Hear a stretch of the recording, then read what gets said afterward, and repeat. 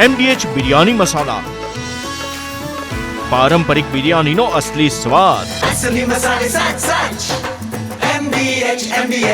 સિક્કિમમાં આકાશી આફતે તબાહી મચાવી છે। ભારે વર્ષા અને ભૂસ્ખલનથી અનેક સેવા પ્રભાવિત થઈ છે।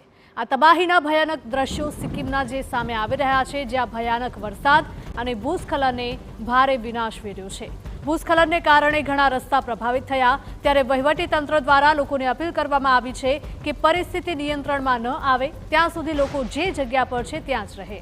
મંગન જિલ્લામાં છેલ્લા કેટલાક દિવસોથી ભારે વરસાદને કારણે ચારે બાજુ તબાહી મચી છે।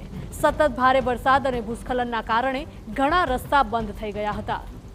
ચુંગથાંગને લાચેન અને લાચુંગને જોડતો રસ્તો ભૂસ્ખલનના કારણે સૌથી વધારે પ્રભાવિત થયો છે। ઉત્તર સિક્કિમના વિવિધ વિભાગોમાં લગભગ 1500 પ્રવાસીઓ ફસાયા છે।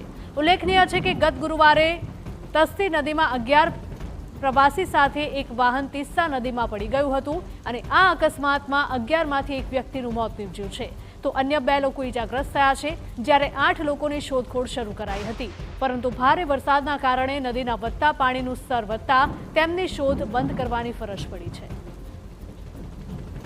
સિક્કિમમાં ભૂસ્ખલનના કારણે અનેક રસ્તા પ્રભાવિત થતા લાચેનમાં 115 અને લાચુંગમાં 1350 પ્રવાસી ફસાયા છે।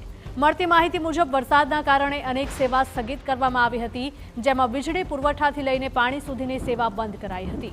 આ ઉપરાંત લગભગ 24 કલાક સુધી બંધ રહ્યા બાદ મોબાઈલ કનેક્ટિવિટી પુનઃ સ્થાપિત કરવામાં આવી છે। મંગન જિલ્લા કલેક્ટર અનંત જૈને જણાવ્યું હતું કે હવામાન સુધરતા જ 8 ગુમ થયેલા પ્રવાસીઓને શોધવાનું કામ ફરીથી શરૂ કરવામાં આવશે।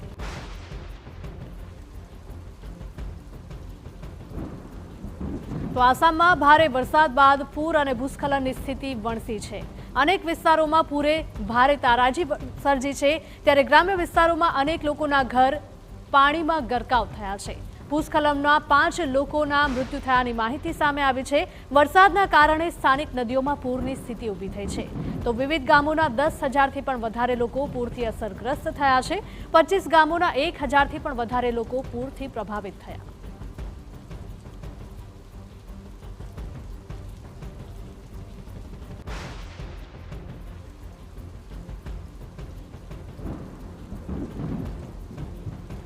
તો આ દ્રશ્યો છે આસામના, કે જ્યાં જુઓ ત્યાં ચારે તરફ માત્ર પાણી, ધરાશાયી થયેલા વૃક્ષ અને અસ્તવ્યસ્ત પડેલી વસ્તુઓ તેમજ સુમસામ રસ્તા જોવા મળી રહ્યા છે।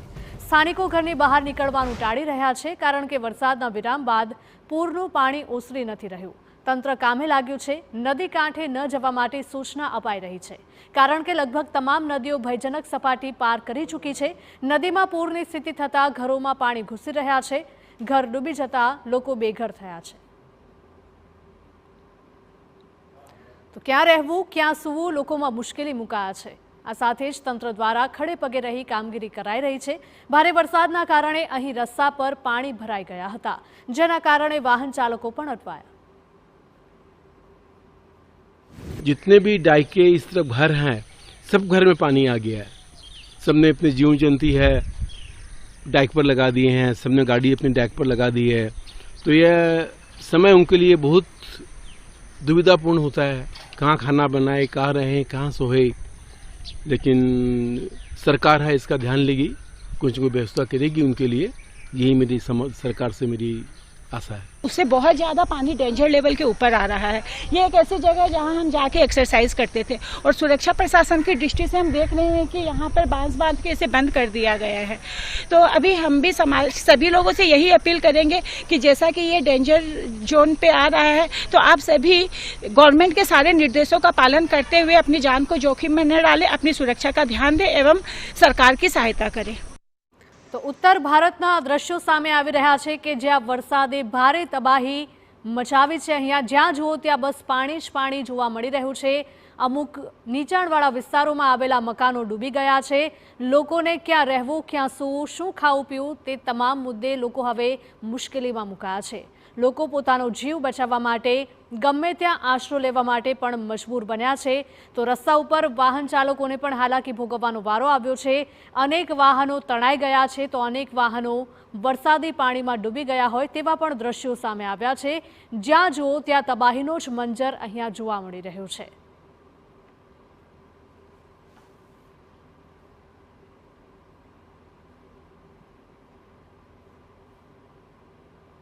ઉત્તર ભારતના આ દ્રશ્યો સામે આવી રહ્યા છે.